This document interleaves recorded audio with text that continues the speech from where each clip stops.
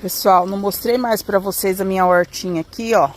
Mas tem bastante coisa, plantei bastante coisa. O Cláudio fez mais um canteiro aqui pra mim, ó. Aqui eu já plantei mais tipo de alface, ó. Na pontinha ali eu plantei alho. Ó, aqui tem couve-flor. Ali eu plantei brócolis, couve, salsa, rúcula, ó. Aqui eu plantei dois tipos de alface, crespa e a alface roxa, ó. A roxa nem dá pra ver que é a cor das folhas, né? Mas tá bonitinha já. Agora eu vou aguar.